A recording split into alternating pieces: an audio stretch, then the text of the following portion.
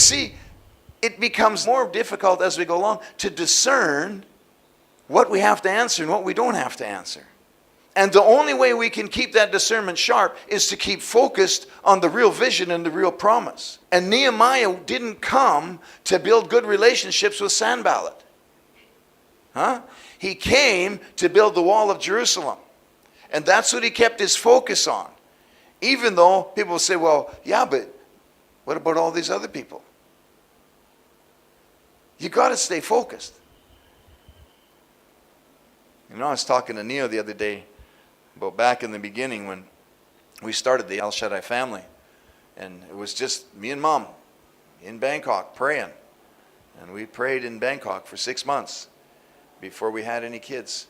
There was a lot of pressure in those days to take children that were crippled, blind, deaf, mentally retarded, whatever. And we had to say no. Wow. What kind of love is that? Sometimes you're faced with some very difficult, hard to discern choices and decisions.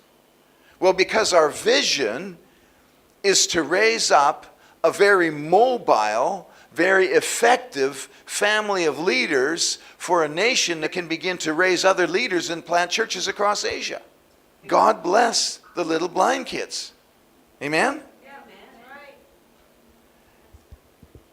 But you can't come to me and say, you got to look after every kid in the world because you're Al. Margaret, you should be teaching every kid in the world Sunday school because you're Margaret. You just turn around and say, well, why don't you look after the blind kids? If that's the vision and that's the purpose that God's put on your heart, because they need to be looked after too. And they have a great potential, and God could do something wonderful there too. But he's given us this vision. Nehemiah says, our vision is to build the wall of Jerusalem. Get the gates up so that people around the world can see this is the city of God. And so you do have to make some very difficult decisions that people won't understand. And talk about the drama of that. Just go on the internet and get onto some of those forums. People criticizing other people, like just critical. People criticizing Christians because of something that happened in Iraq. I didn't do it. Honest, I was here the whole time. The world wants to suck us into this drama, suck us into this battle that's not our battle. Amen. Pick sides in a battle that isn't ours. Get all distraught and upset. The political drama in Thailand right now, it's just so dramatized. Forget it, guys. Because what happens right now, it'll pull you away from the focus of what God's called us to do. As interesting as that is, and as how we would love to join the fight. I'd love to go to Bangkok and be involved in some riots, you know? Get some good pictures and stuff. No, we got to stay focused. The world is the world. There's always going to be Sanballat and Tobiah and Gershon and those guys. They're always going to be criticizing, always going to be asking you the questions that, you know what, they don't deserve an answer. Okay, the third type of drama that they try to pull Nehemiah into is the drama of self-preservation. And this one gets even more difficult to discern, right? In verse 10 it says, afterward I came to the house of Shemaiah, who was a secret informer, and he said, let us meet together in the house of God within the temple, and let us close the doors of the temple, for they are coming to kill you. And I said, should such a man as I flee? And who is there, such as I, who would go into the temple to save his life? I will not go in. Then I perceived that God had not sent him at all. Interesting. He made up his mind and then he perceived, right? He followed the vision first, and then the perception came, the understanding came. I perceived that God had not sent him at all, but that he pronounced this prophecy against me because Tobiah and Sanballat had hired him. For this reason he was hired, that I should be afraid and act that way and sin, so that they might have cause for an evil report and they might reproach me. My God, remember Tobiah and Sanballat according to these their works, and the prophetess Noadiah and the rest of the prophets who would have made me afraid. Now it's interesting that this secret informer was a double agent, right?